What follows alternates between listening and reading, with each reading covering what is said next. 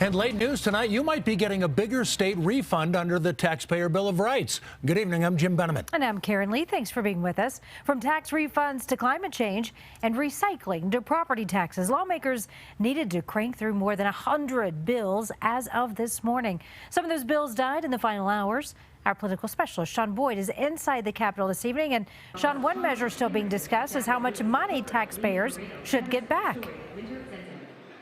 Yeah, Karen, today we learned the state will generate even more tax revenue than expected, which means taxpayers will get at least $500 in refunds instead of $400 this summer. Couples, at least $1,000. That's good news no matter which side of the aisle you're on.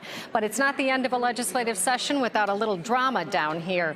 And tonight, lawmakers here in the House are going on 4 hours of sleep as they try to rush through some of the biggest and most controversial bills of the legislative session. The people of Colorado have overpaid taxes. From tax refunds to election security, state lawmakers pushed through dozens of bills in the final hours of the legislative session, approving $150 million to increase the housing stock, $50 million to make child care more affordable, and $10 million to improve access to rural health care. There's also more funding to increase police officers and reduce air pollution. This has been one of the most productive sessions I have seen.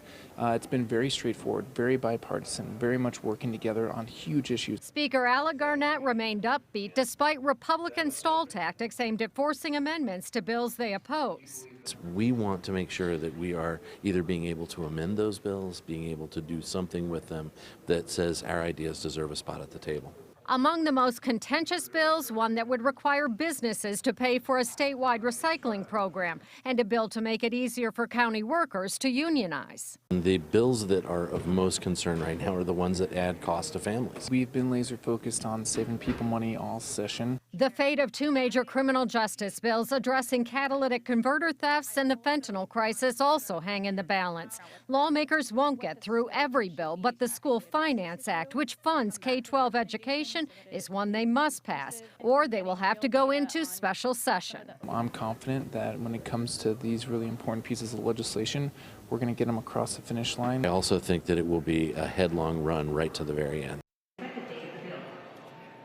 Among the other legislation to pass in the final hours, a bill that reduces the deficit in the Unemployment Insurance Trust Fund by $600 million, and a bill aimed at increasing the number of health care workers in the state, while bills to ban flavored tobacco, increase school bus safety, and make it illegal to talk on your cell phone while driving all died.